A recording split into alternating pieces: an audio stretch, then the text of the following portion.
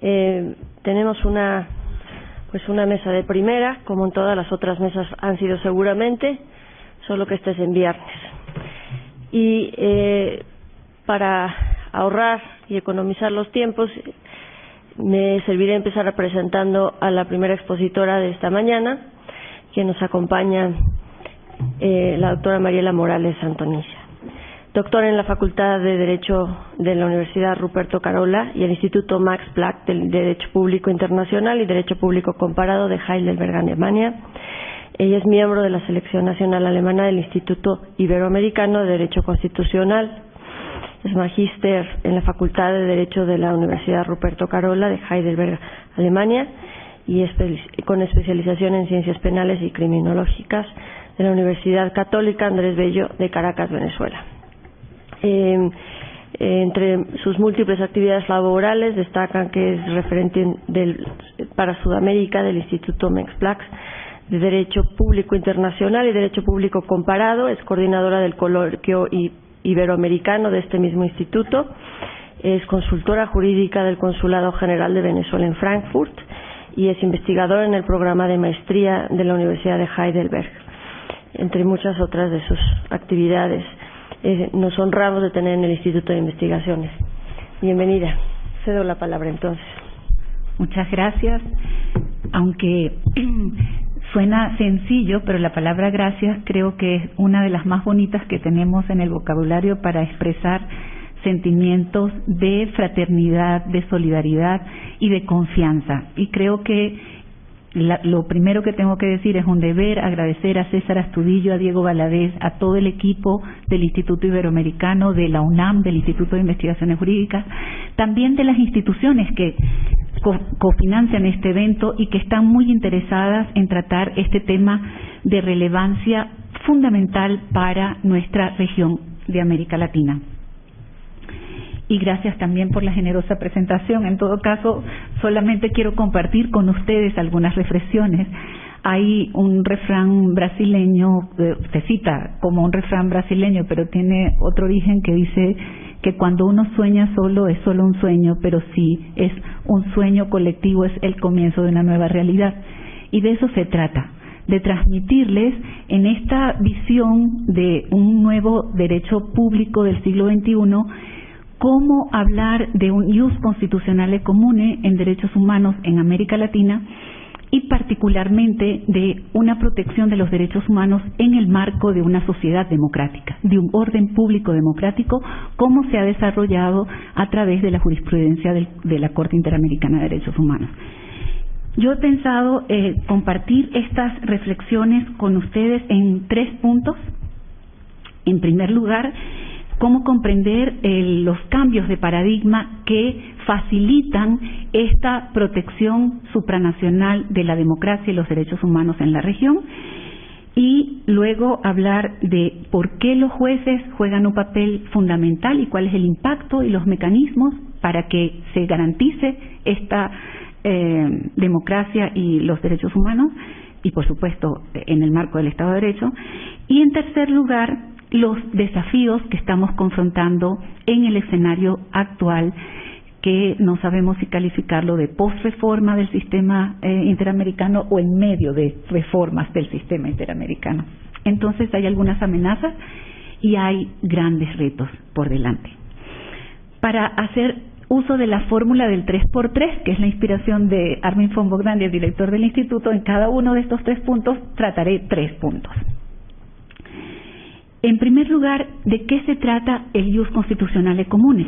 El ius constitucionale comune lo que pretende surge del intercambio de un grupo de académicos de América Latina y el Instituto Max Planck de Derecho Público Comparado y Derecho Internacional Público, entendiendo que América Latina tiene una realidad normativa, jurisprudencial, de un contexto común, de problemas comunes y una propuesta en materia de derechos humanos que tiene particularidades de la región y que no se limita a lo geográfico, sino que tiene un contenido propio y unos conceptos propios. Y lo que pretendemos es sistematizarlo, presentar las tendencias, las tensiones, los rasgos que desde nuestra perspectiva presentan esta configuración particular de un derecho constitucional común en derechos humanos en la región, alertando que no se trata de homogeneizar, todo lo contrario. Nuestras sociedades son plurales, diversas, y sobre la base de la heterogeneidad es que podemos avanzar. Entonces, aquí están, en esta mesa, Pedro ya ha estado con nosotros, pero muchísimos investigadores del instituto, y voy a prescindir los nombres para ganar tiempo solamente. ¿Qué tenemos en el derecho positivo? Tenemos una convención y todo un cuerpo, el Corpus Juris interamericano, y tenemos las cláusulas de apertura de las constituciones, que son singulares en América Latina y que justamente emergen luego del proceso de democratización. Yo me voy a limitar al caso de Sudamérica, que es el que he estado trabajando en los últimos años. Tenemos una historia común y problemas comunes, la colonización, las influencias de los otros derechos. Tenemos la idea de la unidad latinoamericana, gestada desde los tiempos de Bolívar y no lograda. Y esto que tenemos como problemas comunes, por ejemplo, Diego Valadez hablaba en este mismo seminario del sistema presidencial perverso y atrofiado. Ese hiperpresidencialismo es uno de los grandes problemas que tenemos en común, y tenemos por la vía de los derechos que establecer sus límites y ver cómo logramos resolverlo. Tenemos las reminiscencias de los regímenes autoritarios y las amenazas de los nuevos autoritarismos, y para esto me remito a la primera conferencia de Daniel Sobato, donde hizo el escenario que nos afecta en la democracia. ¿Qué es lo que nos dice que el vaso está solamente medio lleno o medio vacío? Y ahí lo tenemos, depende desde dónde lo queremos ver. Tenemos el problema más grave, creemos, y esta es la apuesta de los que creemos en la sistematización de leyes constitucionales comunes, de la desigualdad, de la violencia, de la exclusión. Laura Clérico lo llama la desigualdad aberrante, y lo que pretendemos es que todos los ciudadanos de América Latina deben tener acceso a todos los sistemas. Todos y todas tener acceso a todos los sistemas. Y por supuesto también el tema de la globalización, que ha hecho que las estructuras y las categorías con las que estudiábamos el Estado ya no son útiles. Tenemos un entrelazamiento de órdenes internacional, supranacional, regional, nacional, derecho comparado. Entonces, cada juez, cuando tiene que resolver un problema, va directamente a la normativa internacional, supranacional, nacional. Es imposible en el escenario de este 2014 prescindir de los parámetros que se han desarrollado para proteger la democracia y los derechos humanos. Y entonces, ¿qué proponemos? Proponemos que frente al constitucionalismo político que se le ha querido dar un sesgo ideológico, decir, tenemos un constitucionalismo de los derechos que se ha ido gestando básicamente por la interacción de los tres niveles, entendiendo que hay una protección multinivel de los derechos humanos y que hay unas garantías que los hacen efectivos. Y esto asignando un papel esencial para los jueces. ¿Y por qué? Aquí me gustaría dejar muy clara la primera precisión. El sistema interamericano se ha desarrollado como una capa supranacional, un nivel intermedio, que no es una amenaza para los estados. Esa capa intermedia lo que hace es facilitar la incorporación de los estándares globales universales a nivel nacional, pero también compensar el déficit de los estados nacionales. Y si lo comprendemos, hasta ahora el modelo más conocido es la Unión Europea, pero dentro de la teoría del relacionismo supranacional, lo que se intenta decir, estas directrices sirven para explicar también los sistemas de derechos humanos y entender que es por la soberanía del Estado que se han involucrado en el sistema y se obligan a cumplir las responsabilidades que le generan los instrumentos. Javier García Roca dice, el Estado nacional no puede entenderse sino como situado y sitiado en el derecho internacional. Entonces, yo paso al este esbozo, que es para mí lo más importante, transmitirles lo que estamos trabajando en, y Pedro me está ayudando para ver el tiempo. Estamos muy bien. Entonces, en este marco es que quiero decirles qué lineamientos, qué acervo, qué tenemos en el derecho de la protección de la democracia, esta protección supranacional de la democracia. Y veamos el contexto, y les decía que hablaba de América Latina. El contexto es que teníamos unas dictaduras, que teníamos un plan Cóndor, que teníamos unos estados que estaban violando masiva y sistemáticamente los derechos. Y gracias a la democratización se produce lo que Lorenz Burger Larsen llama la humanización, el proceso de humanización de los órdenes nacionales. Se incorporan los tratados de derechos humanos con rango constitucional. Y esa apertura es muy importante en nuestro continente, y yo he querido asignarle una definición o describirlo con una categoría que utilizan en el derecho alemán, que es el del Estado abierto o la estatalidad abierta. La doctrina latinoamericana lo ha definido hasta el momento como cláusulas de apertura, pero va mucho más allá. Cuando los estados deciden desde su preámbulo integrarse en unas comunidades latinoamericanas de la integración regional, formar parte del sistema tanto universal como regional de los derechos humanos, darle prevalencia, darle aplicación directa, estamos hablando entonces de una configuración de esta capa supranacional para la defensa y la garantía de los derechos. Y esto, si lo vemos con la noción de Estado abierto, significa que el Estado ha tomado la decisión y por mandato constitucional se inserta en la comunidad internacional y asume la responsabilidad de tener como eje de su actuación la dignidad humana. Eso lo dice incluso la cláusula del artículo 5 de la Constitución de Chile, lo dice expresamente: la dignidad es el límite de la soberanía. Entonces, este es un cambio fundamental de nuestro tiempo que condiciona el desarrollo de la estatalidad abierta y de la humanización. Luego tenemos el otro cambio de paradigma muy importante, que es ese concepto de soberanía. Y esto me interesa especialmente para los estudiantes, porque mis colegas lo han escrito y lo han debatido, es la erosión del concepto de soberanía. Porque en nuestro contexto es recurrente, y más en el escenario actual, con algunas tendencias autoritaristas, que lo que quieren es imponer el criterio de lo nacional y el principio de la no intervención como el eje fundamental de la actuación del Estado. Esto llevó a que Venezuela denunciara la Convención Americana, porque su propio Tribunal Supremo de Justicia recomendó al Ejecutivo y tenía la tesis de la inejecutabilidad de las decisiones de la Corte Interamericana. Y en mi criterio esto es, por supuesto, violatorio de la Constitución de Venezuela, del artículo 23, que nos obliga a darle primacía y prevalencia a los tratados de derechos humanos, pero además es la manifestación absoluta que estamos confrontándonos con algunas amenazas de regresión al concepto de la no intervención. Y nosotros pensamos que ya la soberanía cambió, que no es que desaparece, igual que no desaparece el Estado, pero que se ha transformado y tiene que corresponderse a los desafíos de este siglo XXI. En tercer lugar, hablarles del pluralismo jurídico, y más en un Estado como México. Entonces son tres cambios de paradigma muy importantes. Hay un Estado abierto, vinculado a la democracia.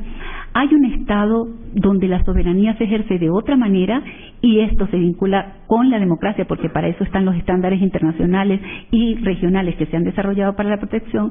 Y en tercer lugar, hay un Estado que ya no es homogéneo, que es heterogéneo y que tiene que estar reconocido.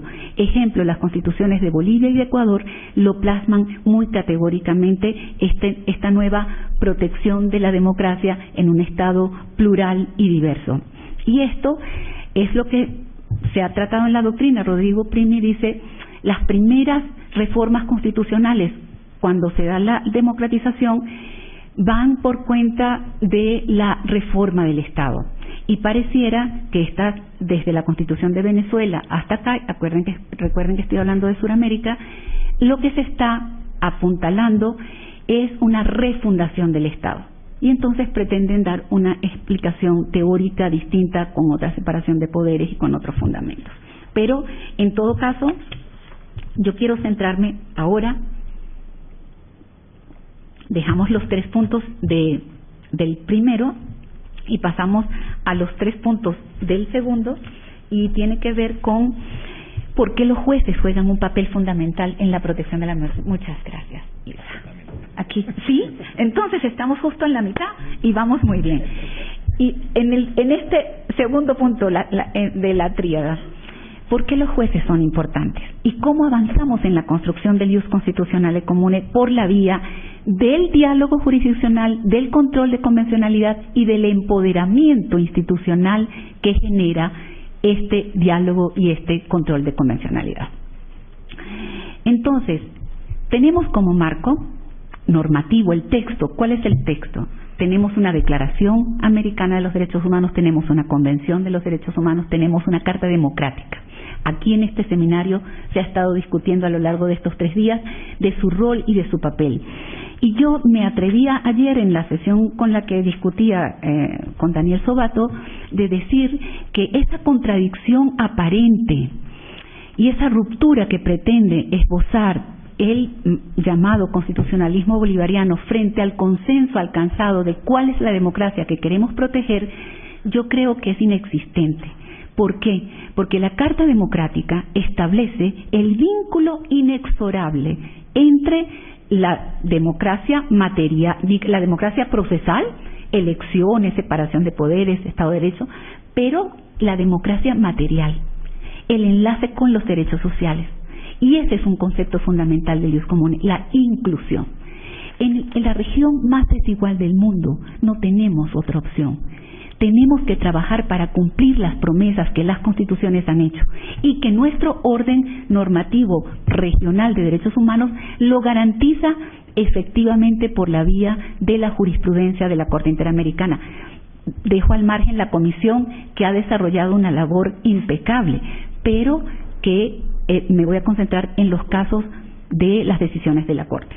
Y entonces tenemos 3 ejemplos que yo los quiero mencionar en función de la experiencia venezolana. La Carta Democrática dice que se garantizan las elecciones. Venezuela tiene la sentencia del caso Leopoldo López por violar el derecho de las elecciones. Entre los elementos esenciales de la Carta Democrática se menciona como un elemento esencial de la democracia la separación de poderes. Venezuela tiene 3 decisiones por la violación sistemática de la independencia del Poder Judicial. Y así es un problema estructural. Y yo quiero dejar claro que en la doctrina, como lo hace Manuel Góngora, señala que a lo largo de estos últimos años, los únicos 2 rechazos sistemáticos frente al sistema de derechos humanos ha sido Fujimori y Venezuela, con el régimen del presidente Chávez. Esto, justamente las sentencias, yo los invito a que comparen desde la sentencia del Tribunal Constitucional de Perú hasta las sentencias, los 3 casos de Venezuela, lo que la Corte pretende decir: se está violando el elemento esencial de la democracia, de la separación e independencia de los poderes. Pero no se queda ahí la Corte, y no se queda ahí la Carta. La Carta y la Corte van de la mano para este tránsito de la democracia, de la protección de la democracia en Sudamérica, y es los derechos sociales. Y aquí les invito para que revisen todas las decisiones de la Corte, todas las medidas provisionales acordadas por la violación de los derechos de las personas privadas de libertad en Venezuela. Y ustedes compartirán conmigo, como lo dice el CELF, la institución argentina, que allí se demuestra el gran déficit de nuestras democracias. Porque allí está el sector D y E, ahí están los de color, ahí están los más excluidos.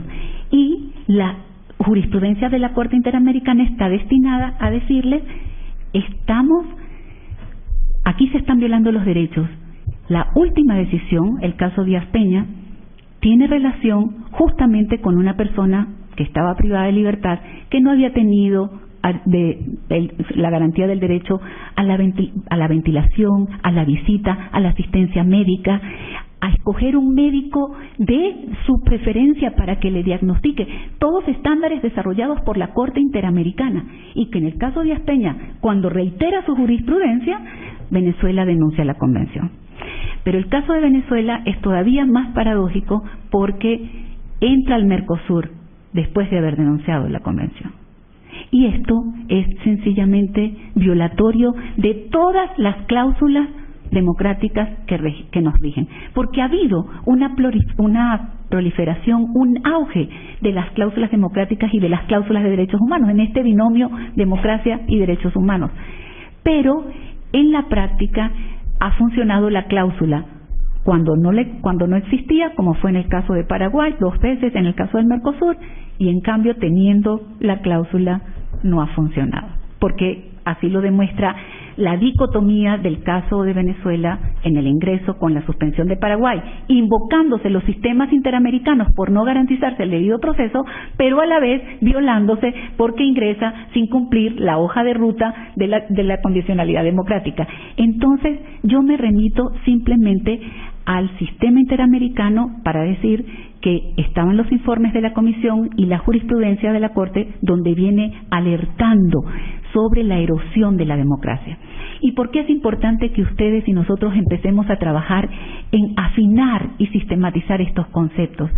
Porque hasta ahora el gran logro es decir, superamos que no tenemos golpes de Estado. Honduras, reacción inmediata, sanción.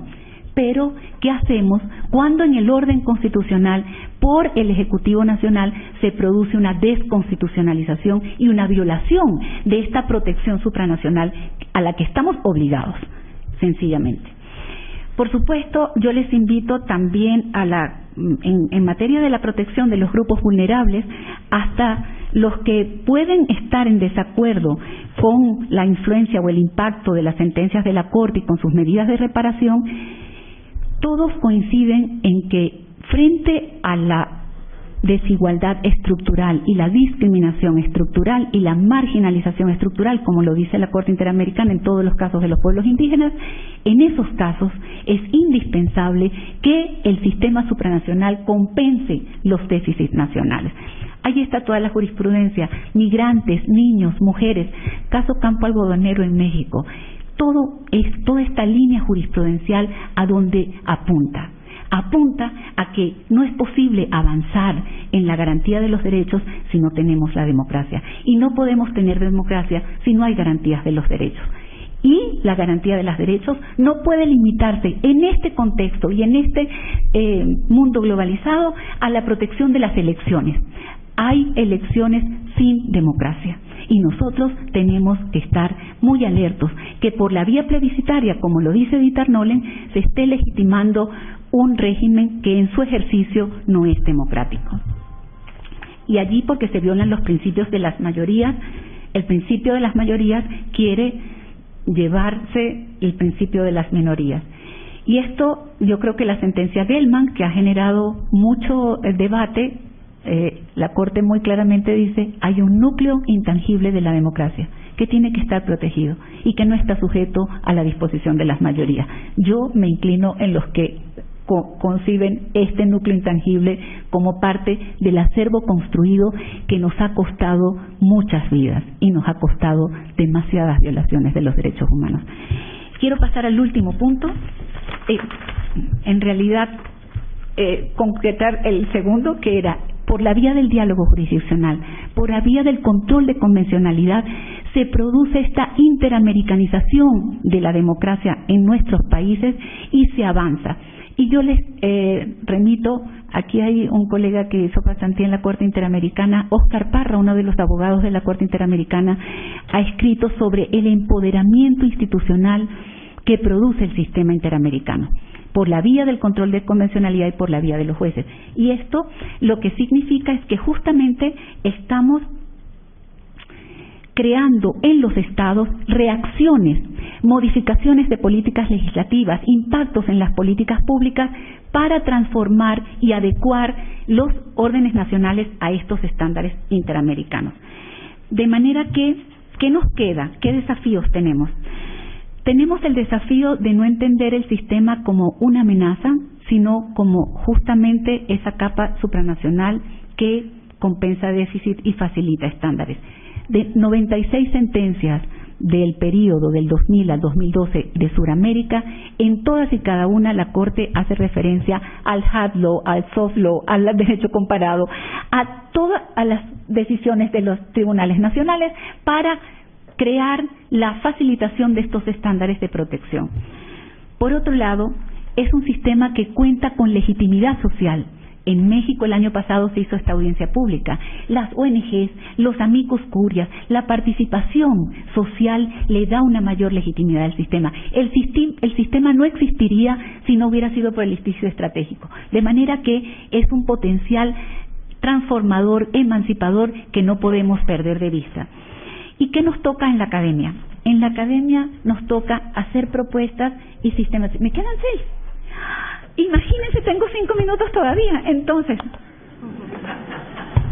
no los puedo desaprovechar porque venir hasta aquí nos significa que tenemos mucho que compartir y mucho que debatir. Porque me he encontrado, ahora tengo que ser más espontánea y no seguir tanto el esquema y decirles, preguntan, ¿y qué es eso del ius comune? Pero ¿cómo lo pueden definir? Pero veamos la evolución de 20 años. Veamos este siglo XXI, veamos cómo Chile reformó su constitución, México reformó su constitución, se ha modificado los órdenes nacionales en materia de la justicia penal. Pedro a lo mejor puede después referir cómo se ha incrementado la normatividad del derecho por la vía del litigio estratégico y del impacto que tiene el sistema interamericano en los órdenes nacionales. Pero también este diálogo y esta interacción se produce en una doble vía. La Corte Interamericana incorpora en sus decisiones los desarrollos jurisprudenciales de los sistemas nacionales, es decir, la Corte Constitucional Colombiana, y a mí me gusta referirme a las personas privadas de libertad porque son generalmente muy olvidados. Entonces, la Corte Colombiana y la Corte Interamericana coinciden en decir, son las personas que están en instituciones totales, tienen un deber especial de garantía, dependen del Estado. Y eso significa que le tienen que garantizar sus derechos sociales, que tienen que garantizarle la visita, que tienen que garantizarle la dignidad humana, en definitiva. Y ese concepto está entendido como que la tortura significa el desconocimiento de los valores democráticos. Pero en nuestras cárceles se tortura todos los días, así que pueden imaginarse la dimensión del desafío que tenemos. Cuando nosotros hablamos, ¿por qué tenemos un ius comune? Pero es que tenemos consagrado los catálogos de derechos, el principio democrático, la separación de poderes y todos los elementos de la democracia que están en la Carta y están en las constituciones. Tenemos un marco regional, pero este marco regional se inspira en el universal, solo que también reconocemos la pluralidad de nuestras sociedades. Y lo dice muy bien Diego Valadez, este reconocimiento hace que pasemos de ese estado homogéneo al estado heterogéneo, al reconocimiento de la heterogeneidad y a la garantía de los derechos. Pero también tenemos todas las dificultades para lograrlo y todos los mecanismos que se han ideado para avanzar. Entonces, avanzar en la garantía de los derechos humanos, de la democracia y del Estado de Derecho, como norte, fortaleciendo las instituciones supranacionales, no son una amenaza. José María Serna habla que hay dos posturas, los nacionalistas y los internacionalistas. La propuesta del nuevo derecho público del siglo XXI inclina a decir, no estamos en un escenario de dividir constitucionalistas e internacionalistas. Estudiar la pirámide de Kelsen ya pareciera que no tiene sentido, porque hay muchos que hablan del achatamiento, como Flavia Pio Besán, y dice, ahí entraron los tratados, pero hay otros que dicen, abandonemos el paradigma jerárquico y pasemos al paradigma del pluralismo de constituciones y de pluralidad de órdenes normativos. Y esta transformación genera grandes desafíos, porque el Estado no es capaz de resolver esos problemas supranacionales y tampoco es capaz de resolver muchos problemas. Y aquí se discutió también el aspecto del Estado federal y las competencias, cómo el Estado queda también como un facilitador entre las estructuras internas y entre las estructuras supranacionales. Y por último, ¿qué hacemos con la academia?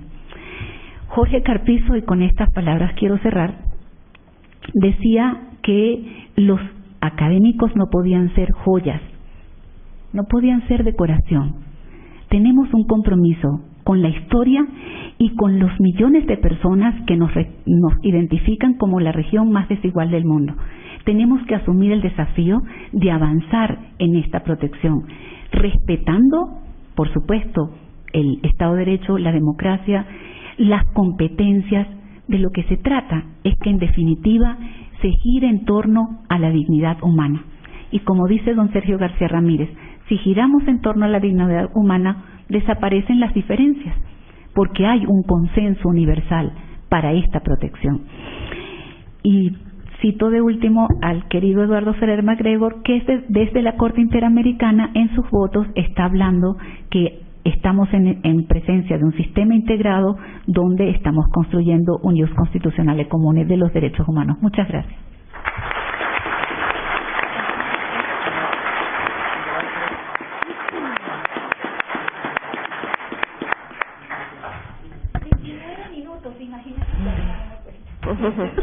Sí, pues en ese mismo ánimo seguiremos respetando los tiempos, porque bueno, este es un evento muy largo y vienen todavía algunos más expositores después de esta mesa, por lo que les pido a los siguientes expositores igualmente se apeguen tan alemanamente como ha sucedido ahora a ese tiempo. Les recuerdo también que se están repartiendo papeletas y se estarán repartiendo a lo largo de toda esta conferencia para generar preguntas a estos expositores. Presento ahora y tomo la palabra al doctor Jorge Reinaldo Vannozzi. Él nació en Buenos Aires, es doctor en Derecho y Ciencias Sociales en 3 universidades nacionales, Buenos Aires, La Plata y del Litoral. Es doctor honoris causa por la Universidad Católica de Salta, en donde actualmente es profesor de Derecho Constitucional también. Es autor de 17 libros y más de 300 ensayos sobre temas de derecho público, publicado en diversos países del mundo y habiéndose también desempeñado como presidente del Tribunal de Honor de la Sociedad Argentina de Escritores. Ha sido también presidente de la Federación Argentina de Colegios de Abogados, del Instituto Argentino de Estudios Legislativos y de la Asociación Argentina de Derecho Comparado. En la actualidad es miembro asociado de la Academia Internacional de Derecho Comparado de La Haya. Ha ejercido diversos cargos muy relevantes en los poderes del Estado y en el orden internacional fue miembro fundador del Instituto Iberoamericano de Derecho Constitucional, cuya vicepresidencia aún la ejerce. Fue presidente de la Federación Interamericana de Abogados y presidente del Comité Jurídico Interamericano, órgano que establece la Carta de la Organización de los Estados Americanos, la OEA, con sede en Río de Janeiro, y miembro también del Comité Ejecutivo de la Asociación Internacional de Derecho Constitucional. Nos honra mucho su presencia, doctor. Bienvenido y le cedo la palabra. Muchísimas gracias. Quiero, en primer lugar, reiterar una vez más mi permanente reconocimiento y gratitud al Instituto de Investigaciones Jurídicas y a todas las entidades que en este caso han acompañado a la UNAM en este emprendimiento del cual me siento muy, muy honrado. Una vez más, tengo el privilegio de poder compartir la tribuna con destacados colegas que están preocupados y se ocupan también de estos problemas que tanto nos inquietan. Y felicito a Mariela Morales por su brillante exposición que me ha precedido en el uso de la palabra.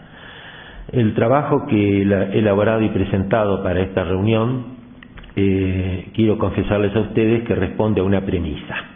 Esa premisa es la siguiente.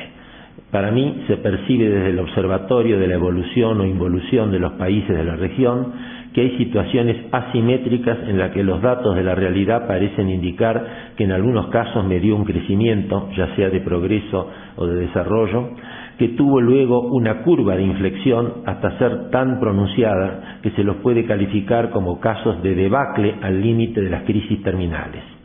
En otro grupo de naciones surgen evidencias muy notorias en el sentido de no poder transponer las limitaciones del subdesarrollo, donde siguen permaneciendo sin poder arribar a la categoría de los que hoy se distinguen con la denominación de emergentes, como si estuvieran condenados a una postración de atraso a perpetuidad, lo que puede ser acompañado por la maldición del carenciamiento o de la miseria. Puestos a buscar las razones que alimentan a ambas categorías, hurgando en una pluralidad de causalidades, estimo que no se puede excluir el factor de haber operado, en los dos casos que acabo de mencionar, el efecto político, cultural e institucional de padecer o haber soportado regímenes animados por el virus del populismo, que provoca siempre resultados palpables en el campo de la economía y declinaciones alarmantes en el funcionamiento de las instituciones políticas y constitucionales, como así también una desubicación en los vínculos con las demás naciones, regiones o sistemas existentes.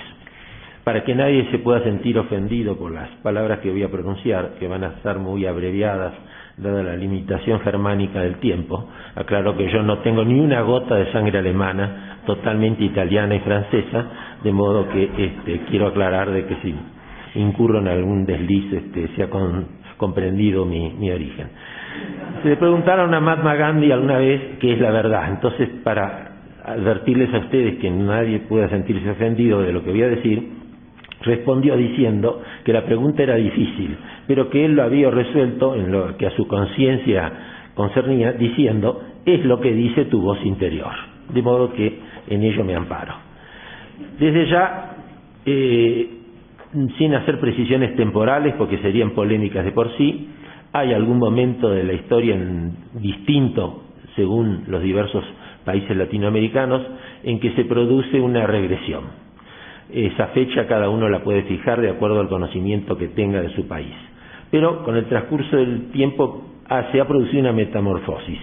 Se ha iniciado una contracultura, se mimetiza la demagogia, el péndulo va hacia un pensamiento único, se consuma el reniego o maldición de la historia, tanto la económica y la política, se teje un plan para demoler el sistema penal y se asiste a un ciclo constitucional embretado, o sea, con aprietes sin efugio o evasivas, donde hay exilios, persecuciones, interdicciones, prohibición de salidas y otras hierbas que ya conocemos folclóricamente en abundancia.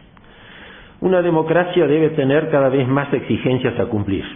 Yo comparto la afirmación en torno a una triple legitimidad que debe reunir hoy el régimen democrático y constitucional que ha formulado Pierre Rosanvallon cuando alude a la legitimidad de la imparcialidad, es decir, mantener distancia de posturas partidistas y de intereses particulares cuando se está en el poder, la legitimidad de la reflexibilidad, reconociendo las expresiones plurales y tomando en cuenta sus singularidades, y la legitimidad de la proximidad a través del desarrollo de instituciones y de órganos y autoridades independientes, para lo cual es necesaria la existencia y el funcionamiento de un sistema de control de constitucionalidad y todo lo demás que ya conocemos. Personalmente también creo que a la distinción clásica entre la legitimidad de origen y la legitimidad de ejercicio corresponde tomar en cuenta que hay una posible pérdida de la legitimidad, no solo por el origen inicial, sino y también por el ejercicio ulterior, sino que hace corresponsables en esa pérdida de legitimidad al que entrega el poder y el que recibe el poder, que es cuando en el ejercicio ese final de la etapa del proceso de traslación, de los procesos de sucesión, de los procesos de reelección o no reelección, se produce una quiebra de la igualdad de oportunidades para los que aspiran a la alternancia.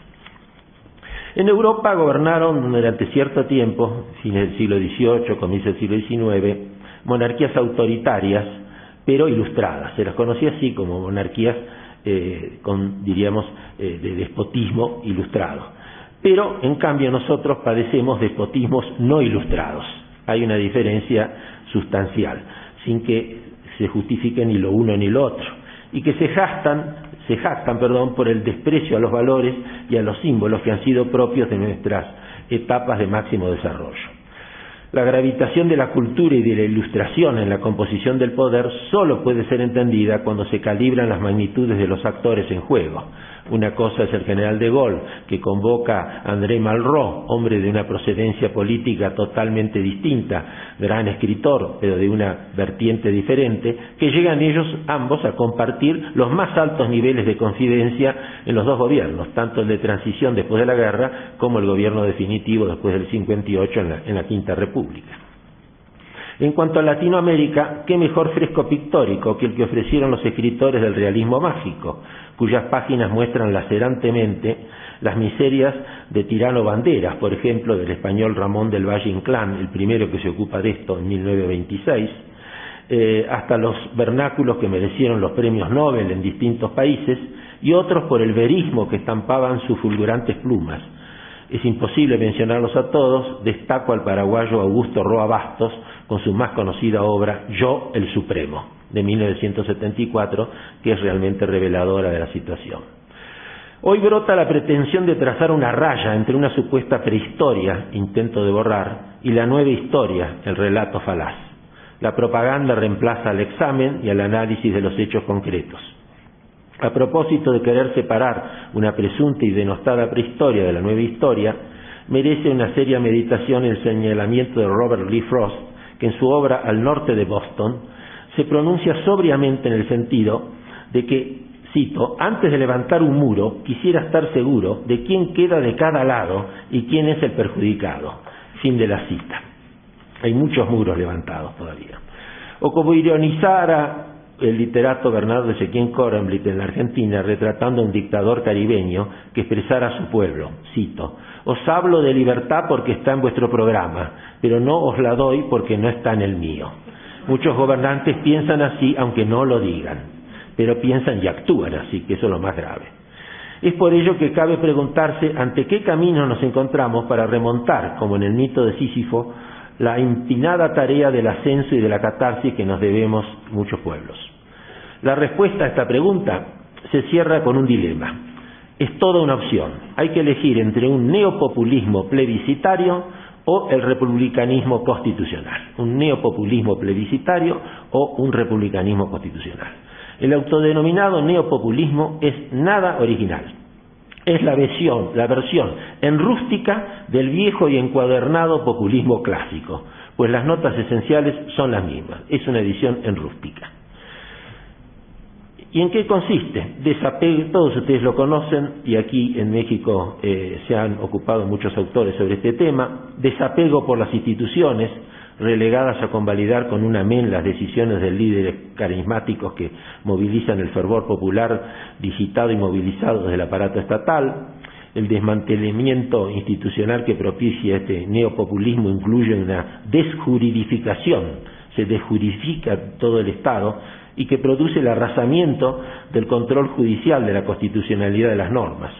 Se intenta un poco, copiando algunos inspiradores extraños, que los jueces solo podrían interpretar pero no alcanzarían a prescindir de las normas. Nacería así un neoconstitucionalismo, así lo denominan, acorde con la premisa fundamental de que el fin justifica todos los medios, mandando al archivo la supremacía como principio rector. B. Un reparto ad infinitum con despreocupación por el simultáneo y equivalente esfuerzo de la creación de riqueza, y no se resignan a entender que sin la cooperación del capital y el trabajo no hay ahorro, sin ahorro no hay inversiones, sin inversión no hay más y nuevos emprendimientos, y sin ellos no se crean fuentes de trabajo que solo con ellas bajan los índices de la desocupación y al propio tiempo elevan el nivel y la calidad de vida.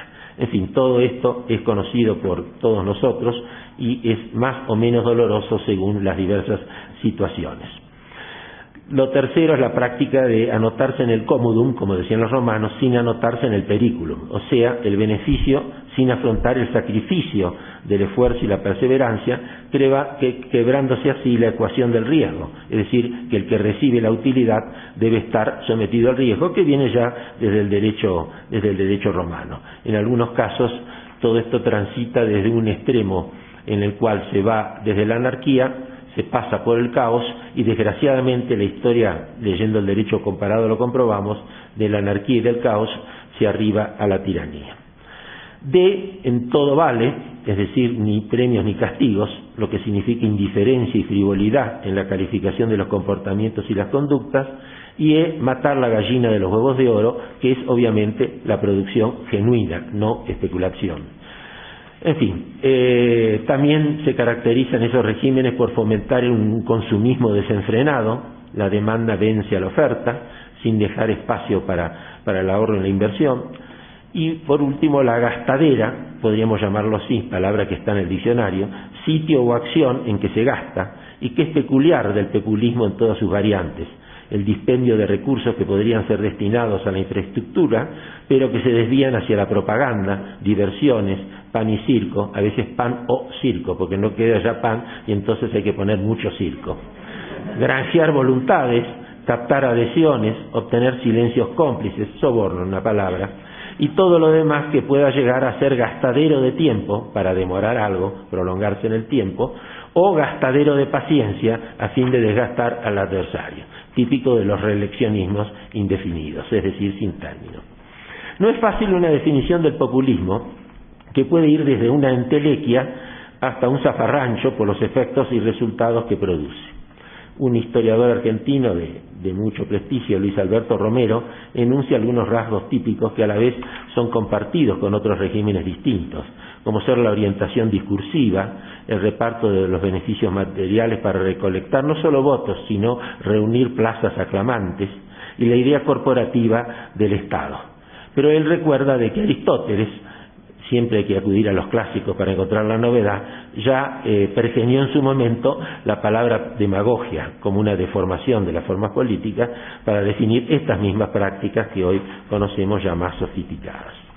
Neo es un prefijo que en una de sus acepciones no significa nuevo, sino todo lo contrario, ultramontano. Es decir, pues es ambivalente, es un término hermafrodito. Es un prefijo pretencioso y ambicioso a la vez. De novedoso tiene muy poco y menos aún escasos recursos prebendarios para ofrecer a la sociedad, porque naturalmente cada vez estamos más pobres.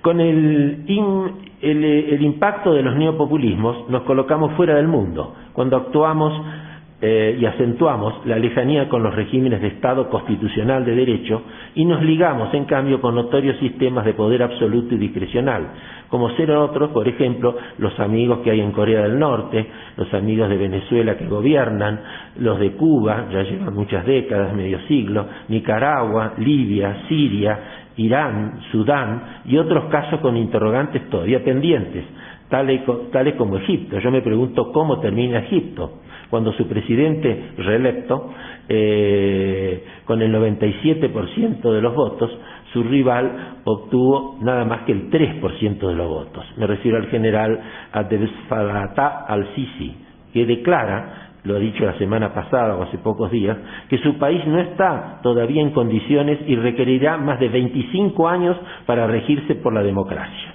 Palabras textuales, no han sido desmentidas. Y me pregunto, ¿y la Rusia de Putin y el reeleccionismo infinito en Argelia servirá de modelo? Un ícono del liberalismo francés, Guy Sorman, que acaba de publicar El diario de un optimista, considera que asistimos a una predemocracia en algunos países como la Argentina, donde dijo esto referido a la Argentina al visitarla recientemente. Ahora veamos las condiciones que deben reunirse, diríamos, los modelos distintos, es decir, las repúblicas constitucionales. Son las condiciones de siempre, las que dijo ya Madison en el Federalista, las que en la Argentina dijo Aristóbulo del Valle.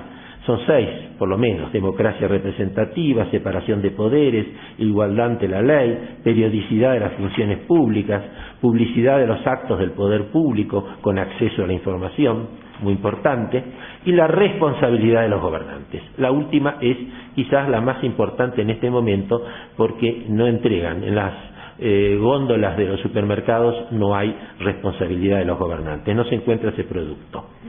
Pero el control, que hay sí muchos órganos de control, algunos escritos y otros no escritos en las constituciones, pero creados por ley, es nada más que la antesala de la responsabilidad. El control no es un fin en sí mismo, sino un camino para llegar a la responsabilidad. Y para que el control sea real, que es la etapa previa, es menester la independencia del controlante respecto del controlado, esto es básico, que lo controlable no sea lo nimio, sino lo sustancial. Por lo general se dice, sí, hay órganos de control, pero controlan la pavada, no lo sustancial y lo decisivo. Y que los que controlan, esto es muy importante, no sean más de lo mismo que los adictos a las lealtades del oficialismo. El desmantelamiento, fíjense en ustedes, o la neutralización de los organismos de control para que no haya responsabilidad, es una conocida artimaña de los regímenes populistas autoritarios que acusan a los opositores de hacer críticas amoledoras que fastidian y molestan pertinazmente, cuando en realidad están asumiendo su deber de ejercer la observancia del comportamiento del funcionariado en cuestión. Por eso tenemos que distinguir. El republicanismo presupone ciertamente la deliberación, democracias deliberantes, como premisa de la decisión, es decir, deliberar antes de decidir.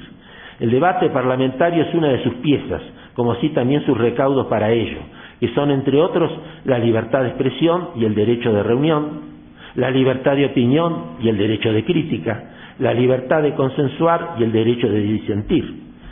De acuerdo al diccionario, el vocablo deliberación y el verbo deliberar consiste en, cito, considerar atenta y determinantemente el pro y el contra de los motivos de una decisión antes de adoptarla y la razón o sin razón de los votos antes de emitirlos.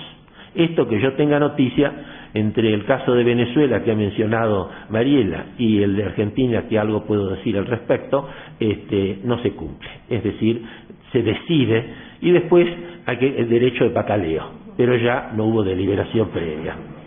Vaya por su ruta, siga su ruta. En el populismo, en cambio, sobresale el dato de la implantación de la irresponsabilidad de los gobernantes, que paulatinamente se potencia con la finalidad última ¿de qué? Y de asegurarse ellos la impunidad. Irresponsabilidad para que haya impunidad. Y como el hambre viene comiendo, viejo dicho español, la impunidad conduce, no alemán, la impunidad conduce a la reiteración o recurrencia del delito, que por lo general es una combinación del abuso del poder con la corrupción que se expande como una pandemia. Ya no es una epidemia, sino una pandemia.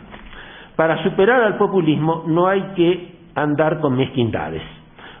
Una mirada comparativa muestra que la gran coalición ha sido practicada y con éxito en países que debieron afrontar problemas que requieren grandes acuerdos para superar una crisis, es decir, que a grandes males, grandes soluciones. Y hay países que se caracterizan por la gran coalición, que la han hecho varias veces, como Alemania, y recientemente para formar el nuevo gobierno de la señora Merkel, que no tenía mayoría propia suficiente para la aprobación parlamentaria. En pocas y simplistas palabras, el camino se iluminaría con una transición que ensamblara un agreement of fundamentals, es decir, un acuerdo sobre lo fundamental, a una derecha con cercanía al centro y una izquierda con igual proximidad al centro, que concuerden en puntos atinentes a la reversión del estado actual de cosas y hechos. Más adelante se resolverán las cuestiones adyacentes y las cuestiones periféricas. Lo prioritario es ir al núcleo. El núcleo sí, primero, después la adyacencia y después la periferia. Improba tarea. Para llevarla a cabo es indispensable dejar de lado por inconducente a todo egoísmo e intransigencia que lleve a la prolongación del statu quo populista.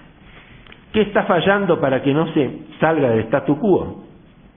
Bueno, primero, no contamos en muchos países, por lo menos en el mío lo veo claro, con un sistema de partidos políticos, pues implosionaron, así, ¡pif! De repente, como aquella escena de Benedetti en su obra Gracias por el fuego, el gran escritor uruguayo, que los personajes descubren que ¡puf! Desapareció el Uruguay. País chiquito, dicen, pero era tan lindo, tan nuestro paisito, etcétera. A nosotros nos desaparecieron los partidos políticos como fuerzas orgánicas, permanentes, doctrinarias, etcétera, con practicantes de democracia interna. Eso desapareció.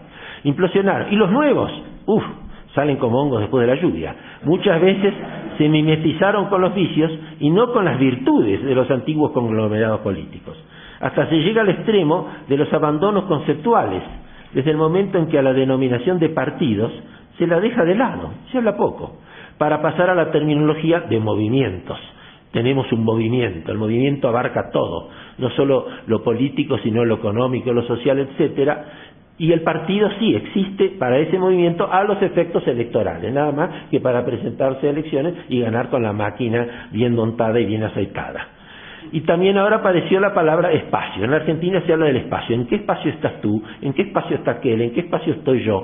¿Cuál es el espacio que predomina? ¿Qué dirección u orientación tiene este espacio? Y yo siempre les digo, no insista tanto con el espacio, que es una magnitud, la magnitud espacial, porque va a venir pronto el aluvión de la magnitud temporal, que es la otra magnitud, y va a barrer con todo. Entonces no va a quedar ni espacios, ni movimientos, ni partidos políticos. Espero que no ocurra eso. No tengo mayores afinidades con el pensamiento del filósofo Jürgen Habermas, al cual respeto mucho, pero comparto una crítica que formula a este respecto cuando sostiene estar convencido, cito, de que la competencia entre partidos políticos que son cada vez más independientes, es decir, alejados de sus bases, y que siguen en el negocio de proveer de legitimación a un modelo esencialmente manipulativo, debe cambiar. Y coincido con él, hay que cambiar. Si no se cambia, obviamente se cae en el desastre. En algunas circunstancias se observan notas de fuerte confusión doctrinaria. La experiencia demuestra, y esto vale para las personas, los grupos y también para los partidos, y también para las naciones y los pueblos, cuando se pierde la identidad es inevitable que se aleje la pertenencia, o sea que se diluye la membresía. Así acontece por lo general tanto con las personas, como digo, como en los grupos. Y hay que tener en cuenta que si Paul Valéry, el gran escritor francés, que muere poco después de la Segunda Guerra Mundial, afirmó que las civilizaciones también son mortales, visto lo que él había observado.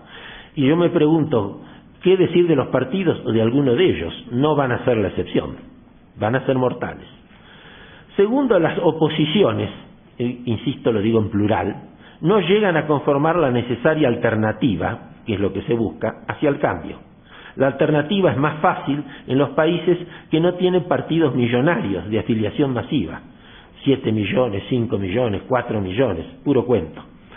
En las democracias vigorosas, los verdaderos partidos cuidan la selección de sus ingresantes, mientras que en las democracias débiles, las fichitas de afiliación se multiplican al voleo.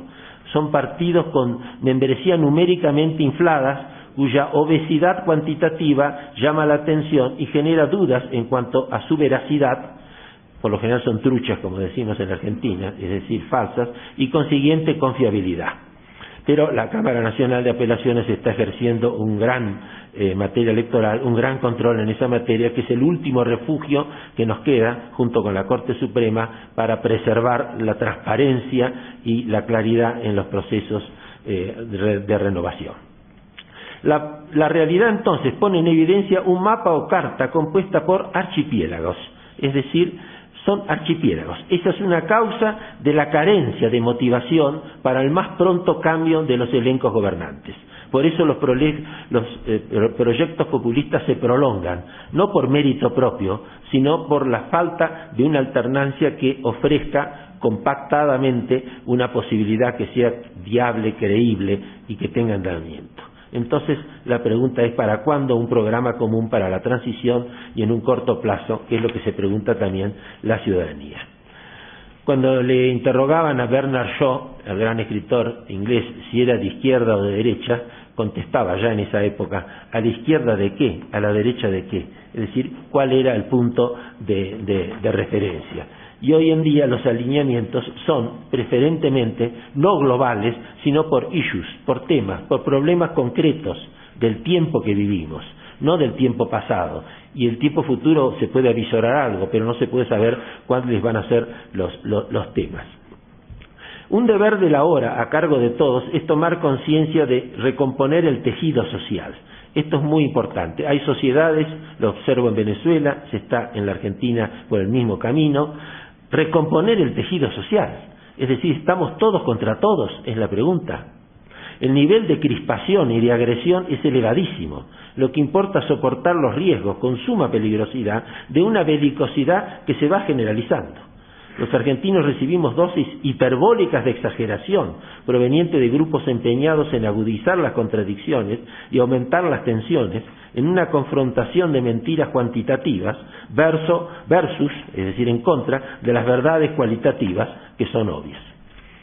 En fin, el valor preambular más lesionado es la paz interior, es decir, por eso el tejido social está tan quebrado. Padecemos la vuelta a una artera estimulación de la provocación violenta, física o ideológica, que provoca una atmósfera irritante, que lleva a la antinomia amigo-enemigo, de triste recuerdo en los fatales y letales desencuentros del siglo pasado. O sea que es repetir un final feliz. Dicho en términos más caseros, esta película ya la hemos visto. ¿Por qué repetirla? Antes de Thomas Hobbes a Carl Schmitt y ahora de Ernesto Laclau y Chantal Mouffe a Antonio Gramsci. Ha cundido en la Argentina la prédica del recientemente fallecido autor de obras de exaltación del populismo como solución para los países, no solo de Argentina, donde se instalaba periódicamente invitado especialmente por el gobierno, sino también en otros países. ¿Qué postulan? Postulan lo siguiente: su filosofía política, crear el enemigo, ya lo decía Carl Schmitt. Segundo, rehuir los consensos.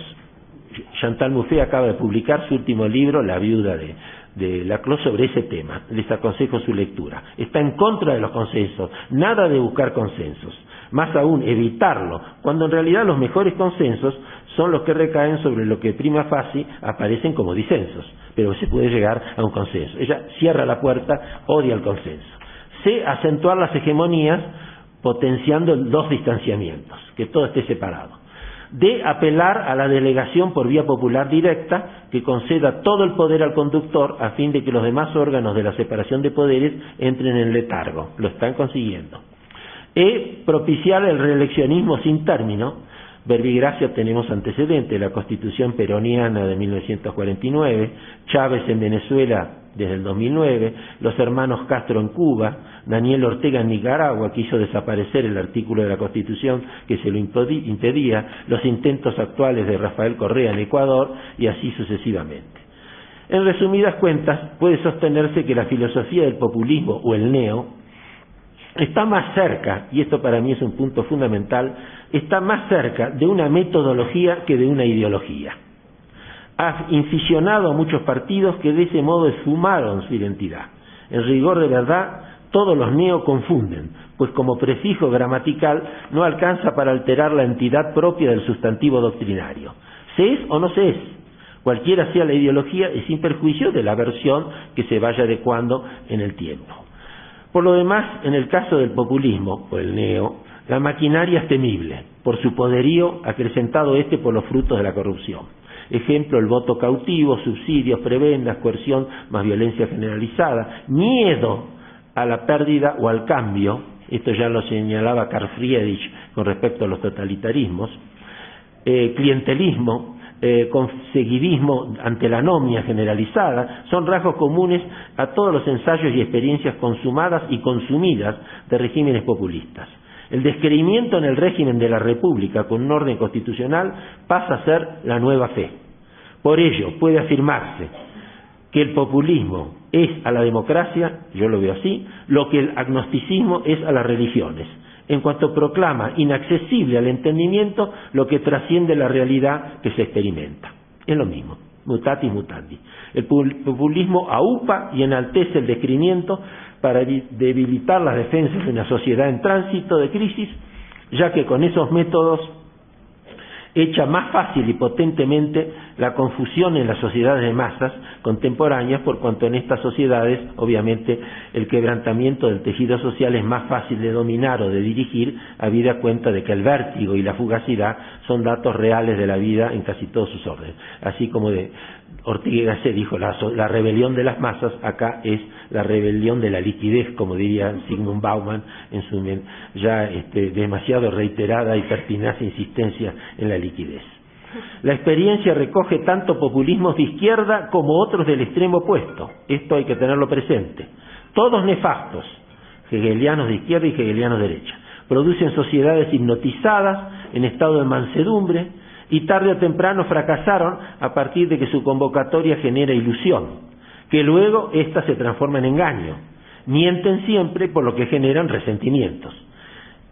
Fatal, la conclusión fatal. Y la mentira es la forma más simple de autodefensa, como decía Susan Sontag, la escritora, por lo que bajo esos regímenes se fomentan los ardides, se ingenian las trampas y se cultiva el engaño sistemático. Las promesas del populismo se irradian con el fomento de imágenes que son la apariencia de algo o de mucho, convirtiéndose en un grandioso imaginario que solo existe en la imaginación, porque son la obra de pintores de apariencias. La verdad es otra, se va a la deriva, sin dirección cierta, a merced de las circunstancias y desviándose de su rumbo cuantas veces sea necesario y por el oportunismo más desenfrenado. Más que un imaginario, resulta esto una pesadilla. El vaciamiento y el debilitamiento del Estado y la nación se observan en 4 inseguridades que las menciono nada más que al pasar, todos ustedes las conocen porque en mayor o menor medida todas las hemos padecido. La inseguridad jurídica, eso es un dato grave.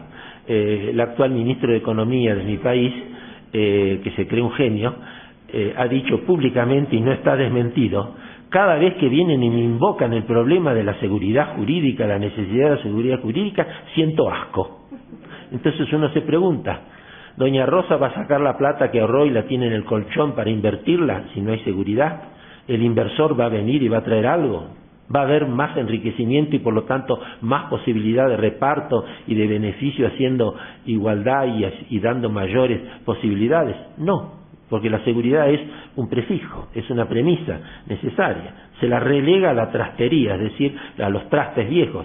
Pero con la seguridad jurídica mandada a los trastes viejos, también se manda a la Constitución como traste viejo para no tomarla en cuenta.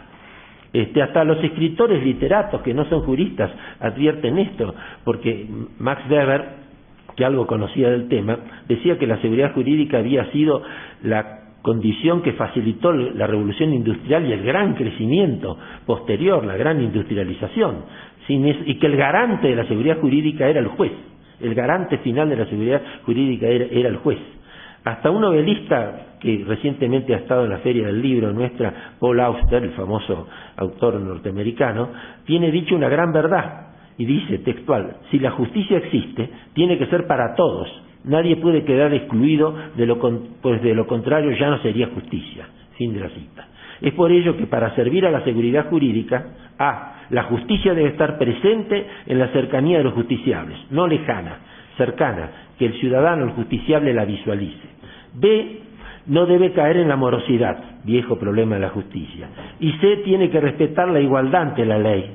Y D, sus fallos ir acompañados de un cumplimiento efectivo. Este último punto es el punto más débil de la cadena, el que se quiebra más fácilmente porque salen muchas veces fallos maravillosos, poéticos, sublimes, pero pasan años y no se cumplen. Y no hay alguien que salga a hacer los recaudos conducentes al cumplimiento. Está previsto como delito la desobediencia, el incumplimiento de los deberes públicos. Hay remedios como las astraintes, etcétera.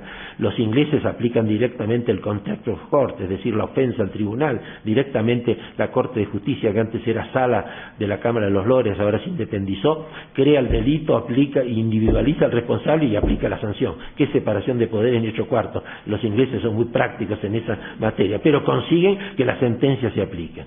Y cuando en Estados Unidos se infringió la ley de derechos civiles que Kennedy no pudo sancionar, pero Johnson, el politiquero, sí la pudo sancionar porque consiguió que los legisladores la aprobaran, en 2 estados sureños se seguían no respetando los preceptos de igualdad y había segregación. Y entonces los gobernadores hacían lo que querían. Y llegaron casos a la Corte. Y los gobernadores no cumplían los fallos. Fueron a verlo al presidente. El presidente tomó el teléfono e inmediatamente llamó a los 2 gobernadores y les dijo: cumplen la ley o va ya la Guardia Nacional. No está prevista la intervención federal, pero sí la Guardia Nacional para que se cumplan las leyes. Y fue la Guardia Nacional, y los gobernadores no solo tuvieron que cumplir las leyes, sino que luego terminaron sus mandatos y no prosiguieron. Quizás mejore la situación y la sociedad perciba que su justicia tiene efectividad y vigencia plena cuando en la cultura institucional quede bien asentado, y esto es fundamental, que el juez forma parte del Estado no como un administrador, como eran las monarquías previas a la era constitucional, se hablaba de administrar justicia, y se sigue repitiendo, sino como componente de un poder del Estado, cumpliendo una función que es primordial, que es mucho más que un servicio, como erróneamente la califica la Constitución argentina reformada en 1994, ya que ese horrible vocablo vale tanto para referirse, y digo palabras del diccionario: servicio es una prestación, pero puede ser un retrete u orina o un enema o cuanto para mencionar prestaciones de inteligencia o de servicio doméstico, acepciones aceptadas por el diccionario de la Real Academia. Gracias. La inseguridad individual, ni hablemos, es decir, la seguridad personal en muchos de los países de América Latina está desatendida y por lo tanto ni la vida vale.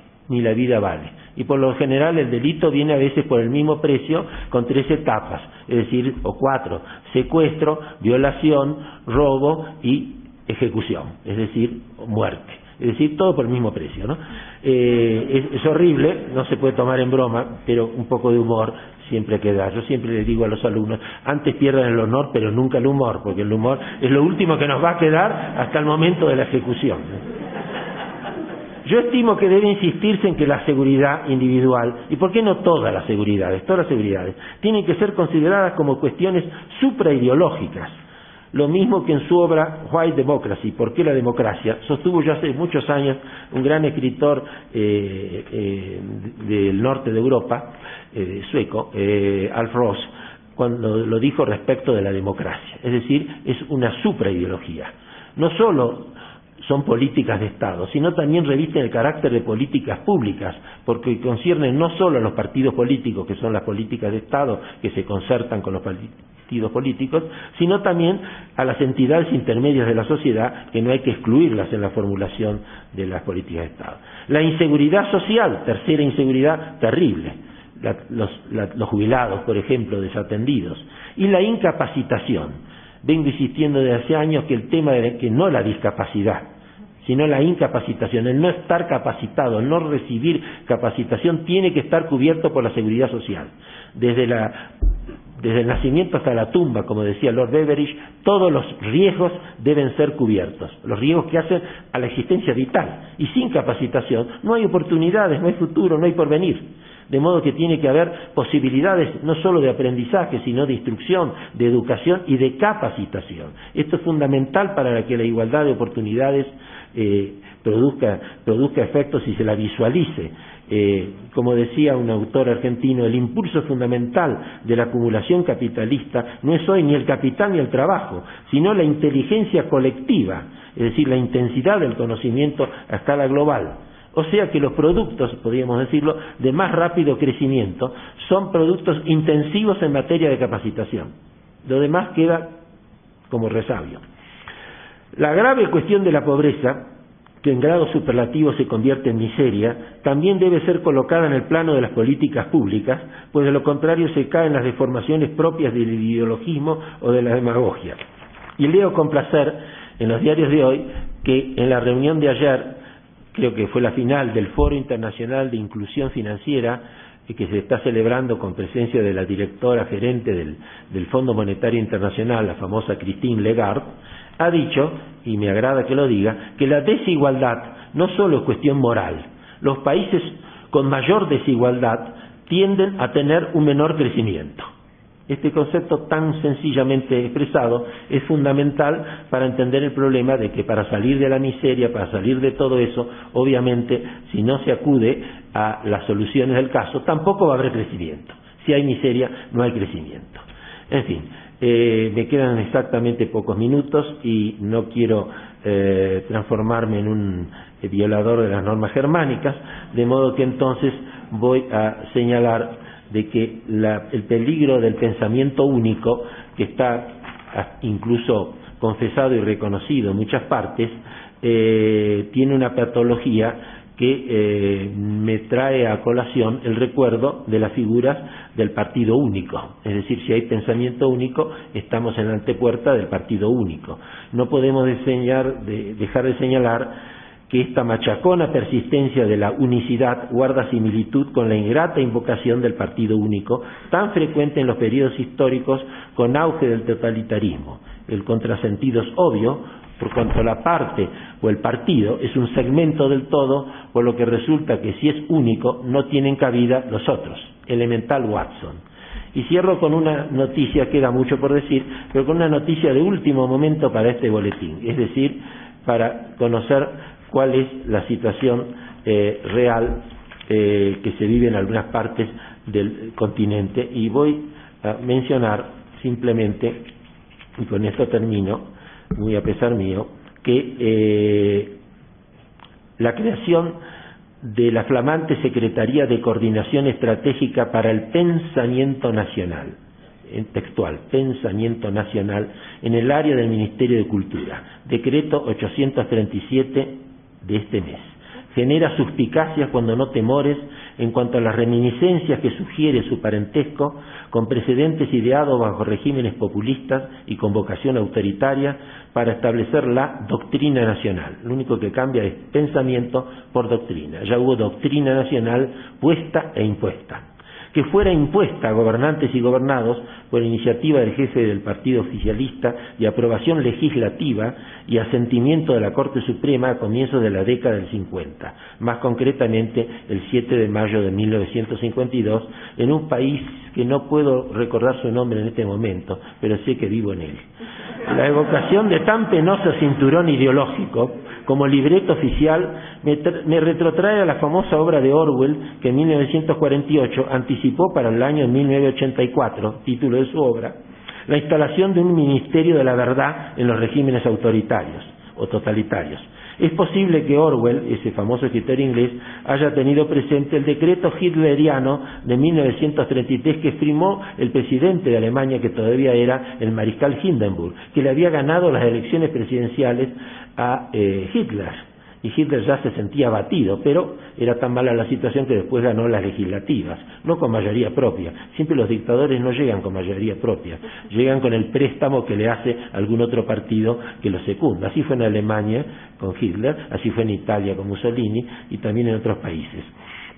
Y es posible que este decreto, que se llamaba en el alemán del 33, creaba el Ministerio de la Ilustración Pública y Propaganda, que tripuló nada menos que Goebbels, para crear, y miren la coincidencia, la creencia en la unanimidad, es decir, pensamiento único, y señalar al adversario como enemigo, doctrina nacional.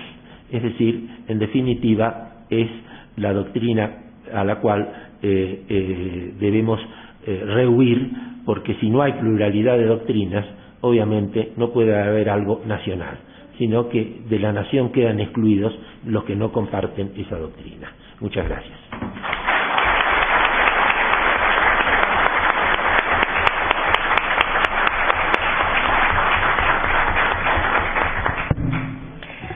Gracias, doctor Vanossi, por unirse a este ius comune de los tiempos.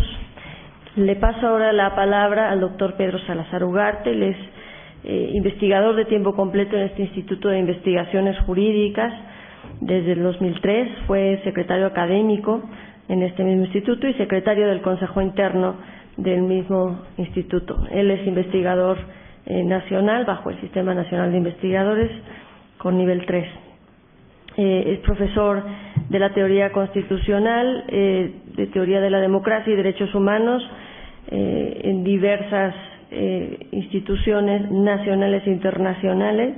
Es coordinador de la Cátedra Extraordinaria Benito Juárez de la Universidad Nacional Autónoma de México y del Instituto Iberoamericano de Derecho Constitucional.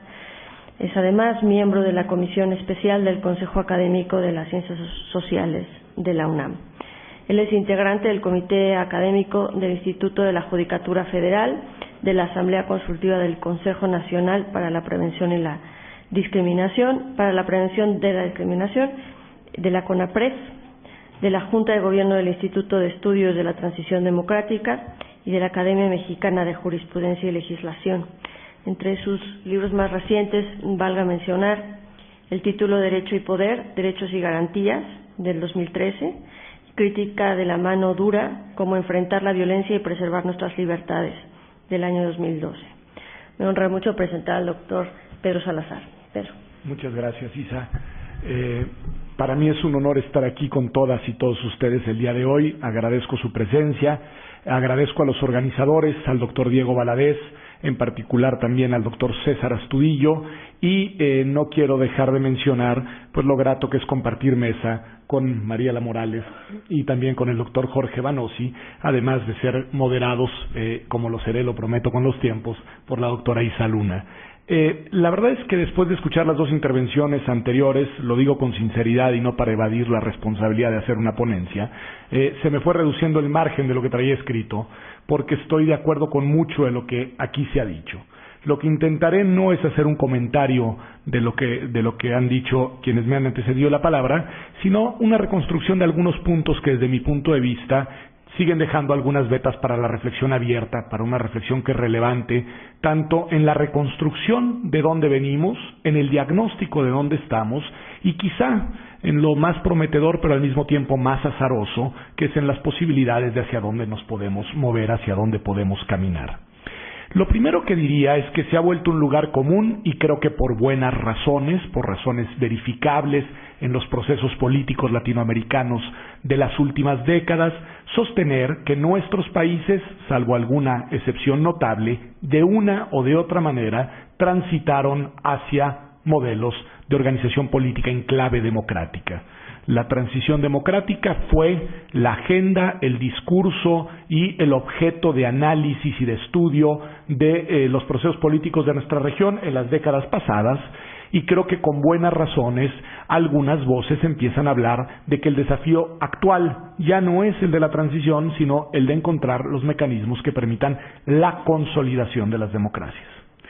Esto supone una gran generalización, porque supone sostener que en todos los países se han creado y se han sostenido instituciones más o menos similares que permiten caracterizar como democráticos a sus sistemas políticos.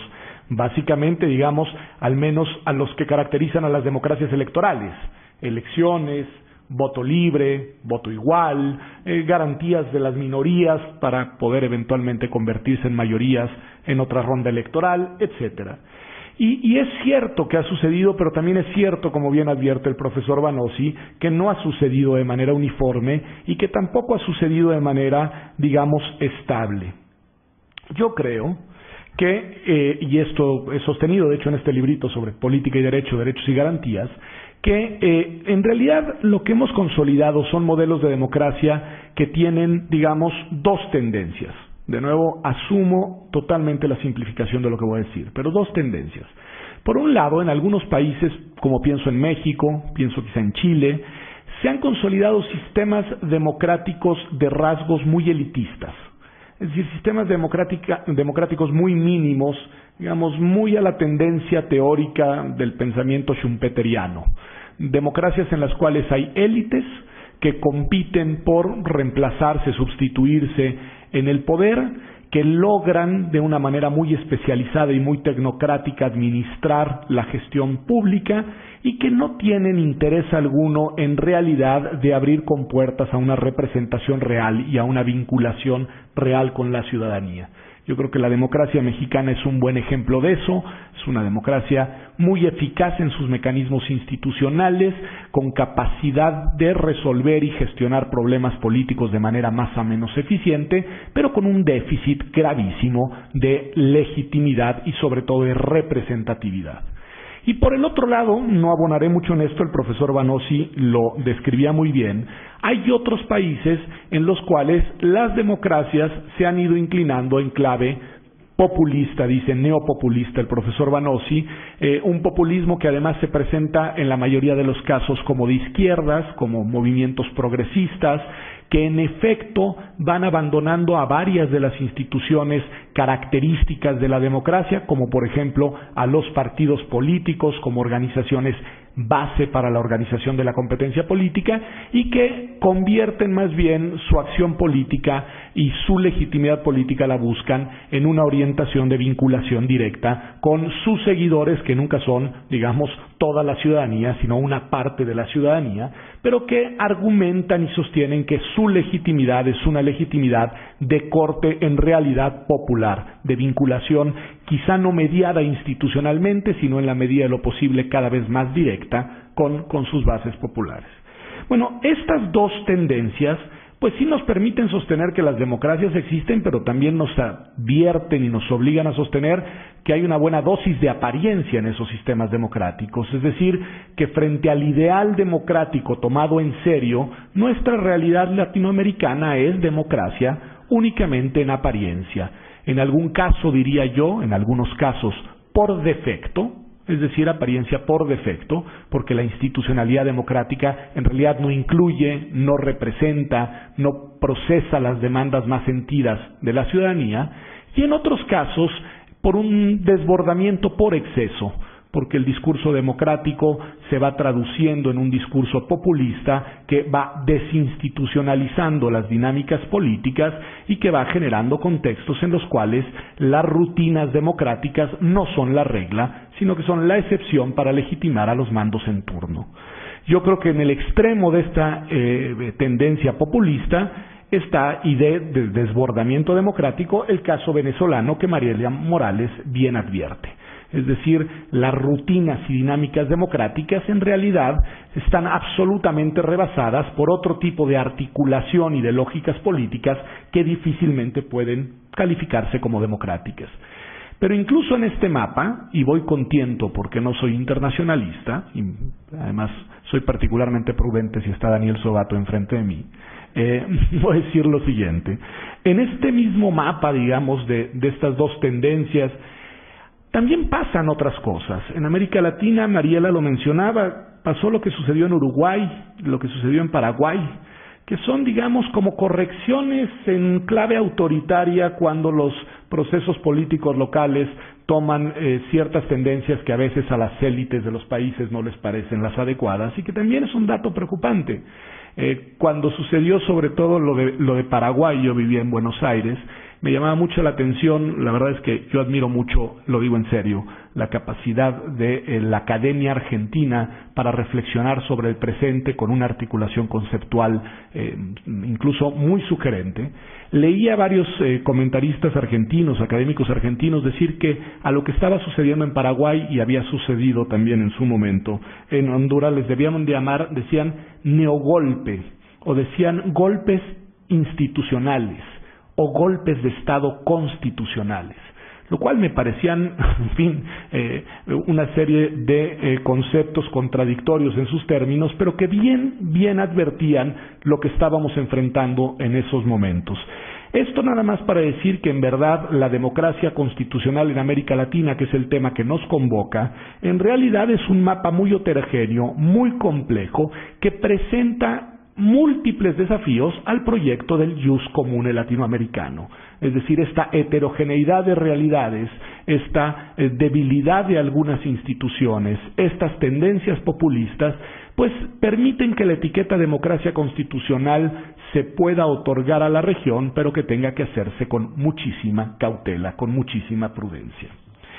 Si miramos ya no a los fenómenos democráticos, sino a los fenómenos constitucionales, encontraremos que la heterogeneidad no es menor.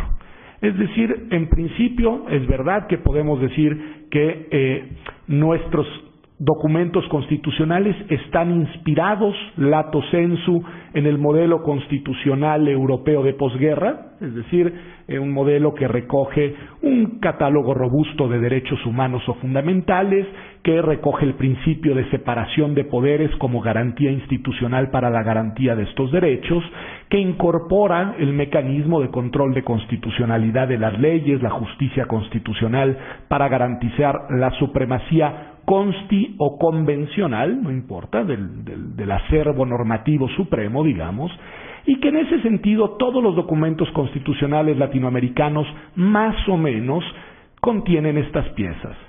Pero si ponemos la lupa con atención en la región, encontraremos que también hay una diversidad relevante en estos documentos constitucionales. Sobre todo a partir del surgimiento de este fenómeno de lo que se conoce como nuevo constitucionalismo latinoamericano, que ya no es tan nuevo, que sí tiene su buena cuota de, digamos, carácter endógeno, digamos, latinoamericano en un sentido genuino, pero que también, como es normal, es un constitucionalismo que incorpora piezas teóricas, conceptuales e institucionales de tradiciones constitucionales de otras latitudes, ¿no? Lo cual es ineludible. Pero es verdad, es cierto, que hoy en América Latina hay documentos constitucionales con algunas particularidades que conviene advertir. Por un lado, una vocación declarada hacia la igualdad y la inclusión como agenda institucional. Roberto Gargarella es la dimensión que rescata del nuevo constitucionalismo latinoamericano. Yo la verdad lo veo con salvedades, no por eso, sino por otras razones. Pero también son constituciones estas que ostentan y presumen una fuerte legitimidad democrática. Son producto de procesos democráticos reales, muy participativos, que dotaron de fuerte legitimidad a la Constitución, sobre todo de Ecuador y Bolivia, no tanto en su momento a la de Venezuela en 99, que tiene, digamos, la meten en la misma olla, pero se cuece en una parte, digamos, ¿no?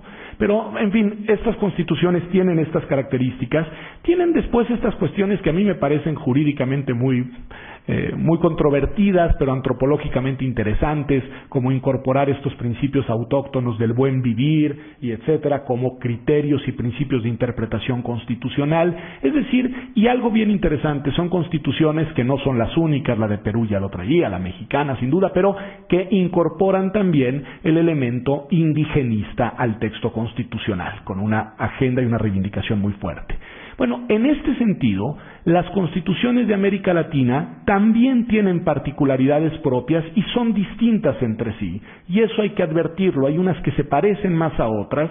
Yo no creo que exista una sola familia de constituciones latinoamericanas, y de nuevo, esto plantea problemas al tema principal de la mesa, que es este de la democracia constitucional a la luz del ius comune latinoamericano, porque esta heterogeneidad pues gravita también de manera problemática cuando imaginamos un derecho común en la región latinoamericana. Advierto únicamente sobre esto que algo interesante está pasando en Chile, y vale la pena voltear a verlo, en el proceso constituyente que están llevando a cabo, porque a mí genuinamente me pregunto, ¿a dónde van a apuntar los chilenos con su nueva constitución?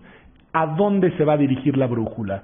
¿Se va a mantener, digamos, en el eje del constitucionalismo más tradicional, europeo, de posguerra, democrático constitucional, de piezas, digamos, de tradición más europea, occidental? ¿O van a tener también una inclinación hacia estas nuevas piezas y nuevos elementos constitucionales? Creo que es una pregunta relevante, porque ahí va a ser el primer intento de aprobación constitucional post fenómeno del nuevo constitucionalismo latinoamericano. Entonces, bueno, me parece que hay algo ahí interesante. Pero todo esto para decir que, bueno, si hablamos de un ius comune latinoamericano, nos tenemos que hacer cargo de las diversidades, de lo heterogéneo, de lo distinto que es tanto la dimensión política como la dimensión constitucional, más allá de la aspiración a contar con un derecho común público en clave de derechos humanos. Es decir, esa heterogeneidad es quizá el primer problema, y la realidad hay que mirarla en su complejidad para evitar simplificaciones.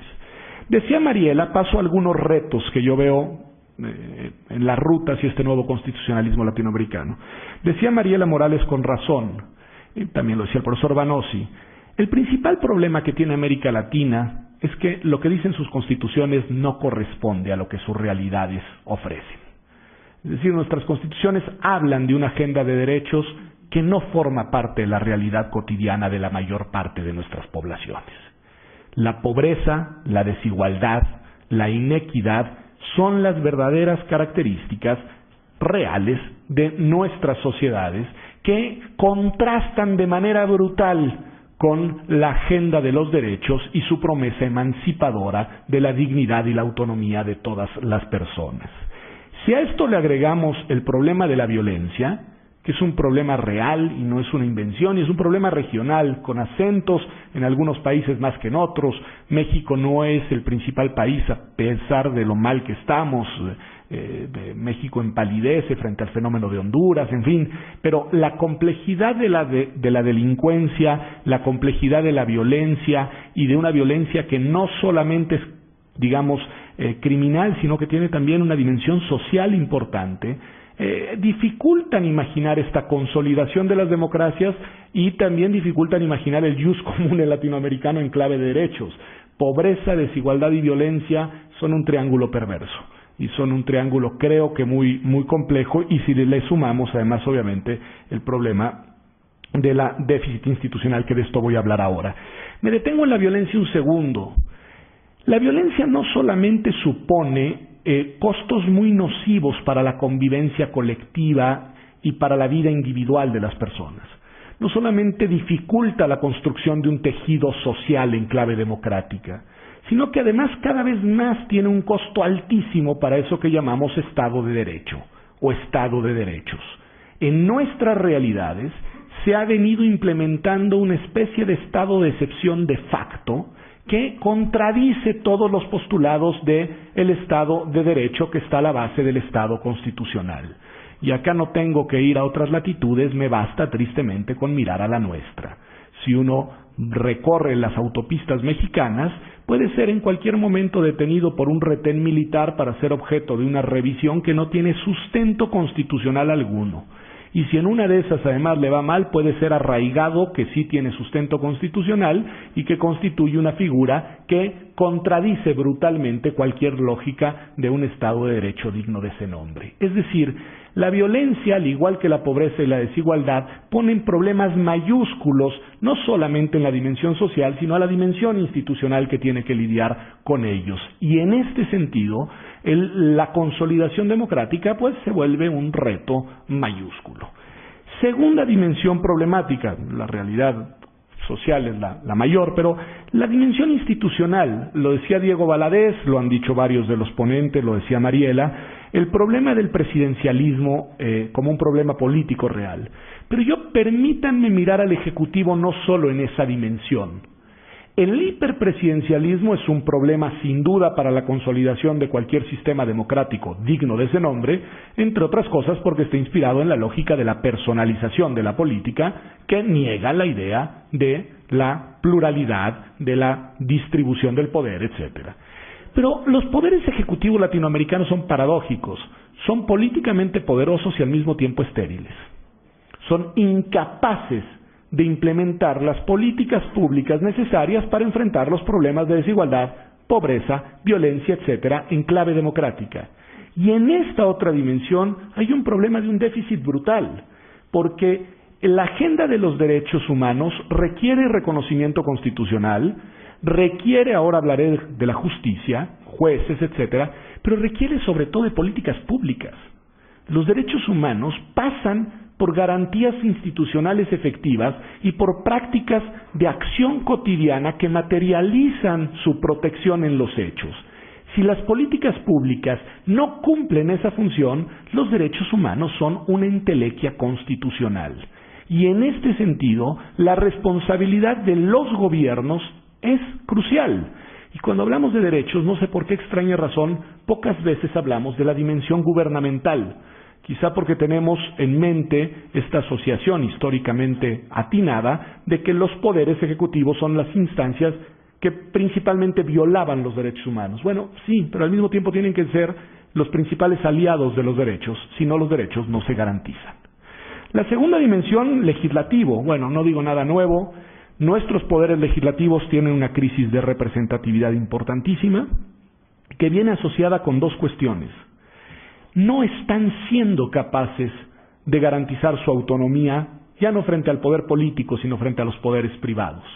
Y si esta autonomía no se garantiza, la función legislativa en realidad se vuelve una función que no representa los intereses de la sociedad, sino que en realidad se vuelve una especie de gestión de los intereses de los grandes poderes fuertes.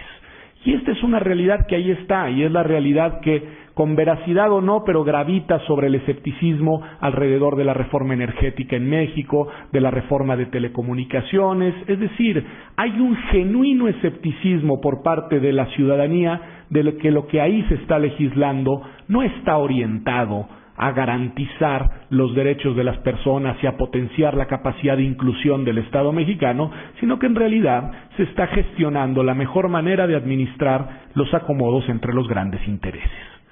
Y si esto es así, La crisis de representación es brutal, porque la representación democrática se traduce en una representación corporativa propia de los estados estamentales y no de los estados democráticos. Hay una representación, sí, en efecto, pero hay una representación que no se construye en clave democrática.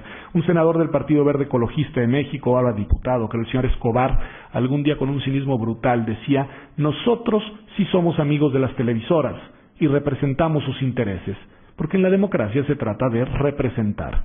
Sí, nada más que el señor, nadie le enseñó que hay distintos tipos de representación y que esa es una representación propia de un personero y no propia de un representante popular, ¿no? Y ese es un problema grave, serio, importante. El problema judicial, no sé, no me di mi tiempo, increíble, les medí el tiempo a Mariela y ¿cuánto? 9 minutos me quedan. Bueno, el problema del Poder Judicial. Este es muy importante si pensamos en las grandes transformaciones jurídicas orientadas precisamente hacia la idea del jus comune. Es decir, yo creo que el Poder Judicial, pienso en México, pero por favor intenten, ayúdenme a imaginar que este es un reto un poco más amplio, si el jus comune en verdad es una aspiración. El Poder Judicial, los jueces y las juezas mexicanos hoy en día tienen que enfrentar uno de los retos más difíciles que una persona puede llevar a cabo en una cierta ya etapa madura de su vida, que es la de aprender a desaprender. Lo que les enseñaron en la universidad, lo que les enseñó la práctica cotidiana y lo que ahora tienen que enseñar a su vez a través de sus sentencias. Es un problema no exclusivamente de ellos, lo tenemos los profesores universitarios igual, que tenemos que revisar la manera en la que enseñamos, pero en fin, es un reto mayúsculo, es un reto de cambio de paradigma cultural, de mentalidad, que trasciende la cuestión técnico-jurídica y supone un ejercicio de adaptación intelectual y de compromiso ideológico con una agenda que les era desconocida. Tienen que leer sentencias interamericanas y entender que son derecho vigente y vinculatorio. Nunca habían leído sentencias interamericanas y nunca habían estado dispuestos a incorporar derecho de fuente internacional como derecho obligatorio vinculante en México, porque la tradición jurídica era otra. 2. Tienen que aprender a ponderar derechos, cosa que yo cada vez que voy a dar un curso de ponderación meto las manos por delante y digo, cuidado que ni yo lo entiendo.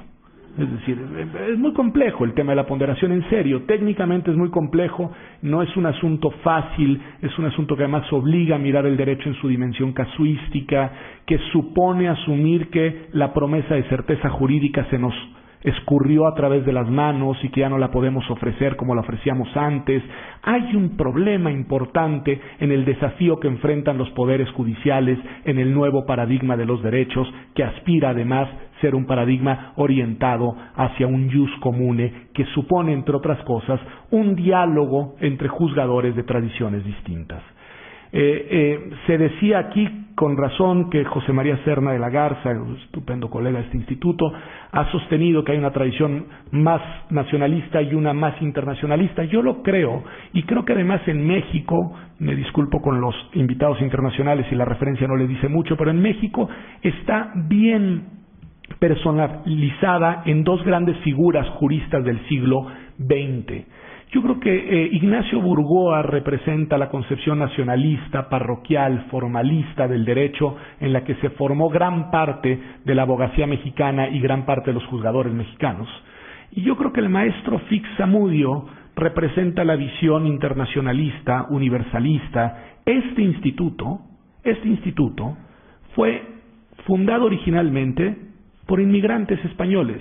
Fue un instituto abierto al mundo, abierto desde la perspectiva de su vocación universalista desde un inicio, e incluso fue un instituto que nació como instituto de derecho comparado, no como instituto de investigaciones jurídicas. No es casual que sea de aquí, de donde se encuentra el maestro Fix, se encuentra don Sergio García Ramírez, se encuentra Eduardo Ferrer, se encuentra Ingrid Brena, se encuentra Jorge Wittker, se encuentran un conjunto de investigadores de una formación muy robusta que siempre estuvo orientada hacia el mundo y que hoy recibe el nuevo paradigma sin problemas.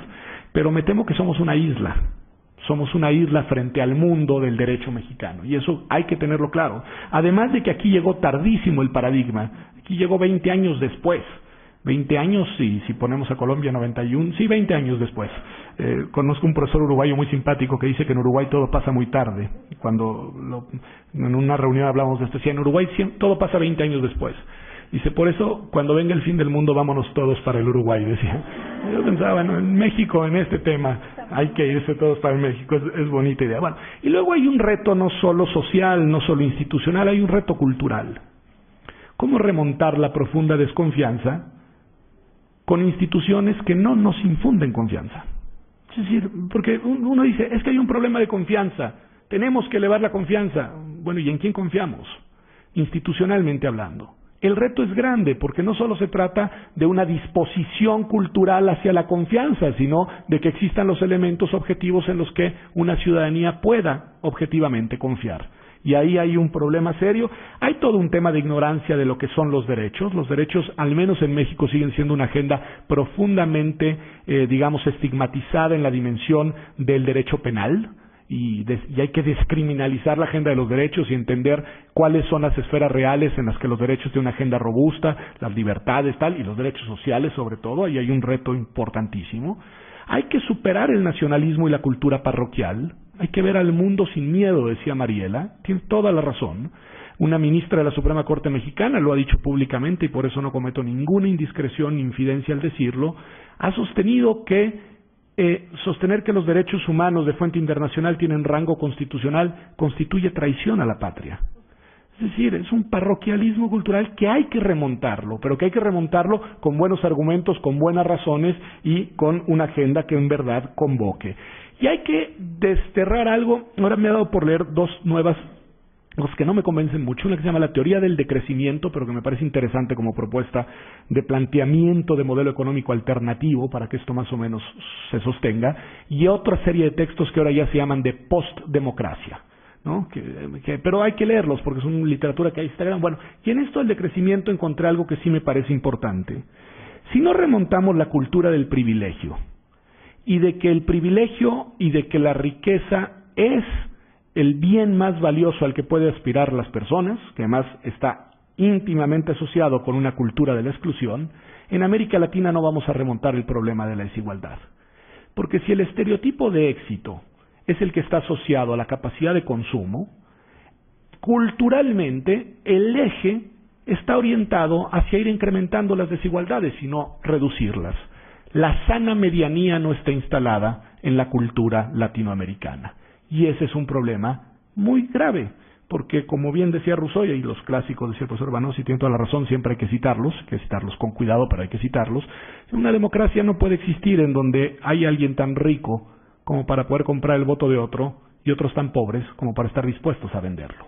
Y bueno, y en ese sentido, esta desigualdad difícilmente permite una consolidación democrática. Sé que me quedan 3 minutos, concluyo. Yo creo que los retos del jus comune latinoamericano provienen de esta realidad compleja, social, política y culturalmente, provienen de esta diversidad, pero también provienen del propio sistema interamericano, y hacia ahí apunto mis últimas reflexiones. El sistema interamericano de los derechos humanos tiene que remontar y tiene que lograr consolidarse también a su vez para ser el referente que permita construir un jus comune en la región. Y esto supone, uno, resolver el problema de la crisis de legitimidad política Estados Unidos y Canadá. Algo hay que hacer con eso. Hay que hacerse cargo de que ahí hay un problema. 2, lograr el fortalecimiento y la estabilidad autónoma de las instituciones del sistema. Es un sistema frágil porque es un sistema que depende para sobrevivir de los actores a los cuales regula, sentencia, castiga, etcétera. Es decir, ahí la ecuación es muy difícil. La Comisión Interamericana, en el caso del Monte, decide una cuestión sobre Brasil y el gobierno brasileño dice, pues ahí te voy retirando todos los apoyos. En fin, hay un problema ahí que hay que lograr dotar de autonomía a un sistema en el cual quienes trabajan ahí son verdaderos héroes. Cuando te cuentan quiénes son, cómo viven, cómo trabajan, cuántos abogados tienen, si ya merecían respeto, merecen triple respeto a las personas que están ahí por el estupendo trabajo que hacen con muy pocos recursos materiales, humanos, etcétera. Hay que consolidar la apropiación social del sistema. Dice Mariela, y tiene razón, este sistema vive gracias a que la sociedad civil lo ha utilizado, se ha apropiado de él y demás. Bueno, hay que consolidar eso, hay que entender que ese sistema es subsidiario, porque si empezamos a subir todo el sistema lo vamos a colapsar, esa es otra, es decir, no va a resistir, es subsidiario, pero es posible tenerlo como un referente del cual bajan decisiones, bajan criterios, bajan paradigmas de interpretación. Yo creo que las organizaciones de la sociedad civil, ONGs y demás, que realizan litigio estratégico, harían bien ya no en estar pensando llevar todo a la Corte Interamericana, sino más bien en apropiarse de lo que la Corte Interamericana ya nos ha dado para utilizarlo en los litigios nacionales e intentar que aquí se diriman y se resuelvan las cosas, porque si no, el sistema no va a resistir. Y ese es un reto también importante, hay que encontrar esa... Y luego hay que uniformar la valoración regional del sistema.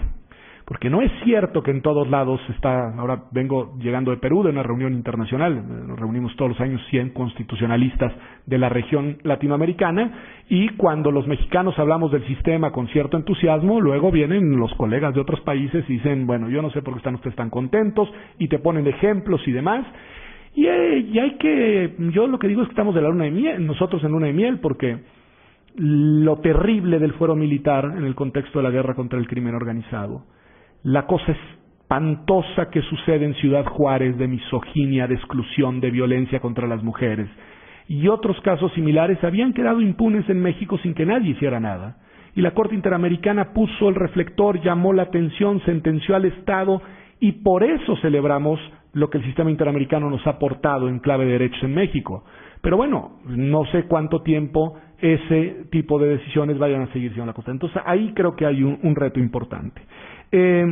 Bueno, pues con esto concluyo diciendo que la democracia constitucional en América Latina solo va a ser en verdad una realidad cuando los derechos en verdad estén por encima de los privilegios, cuando los ciudadanos reemplacen y sustituyan a las clientelas, cuando la pluralidad y la diversidad sean reconocidas como bienes valiosos y como no males que hay que exorcizar, y cuando la inclusión social, esa palabra que se dice fácil, pero que supone el reto más grande de nuestra región y quizá del mundo, se vuelve una realidad. Mientras esto no suceda, está bien que sigamos siendo, como era Norberto Bobbio, realistas muy insatisfechos. Muchas gracias.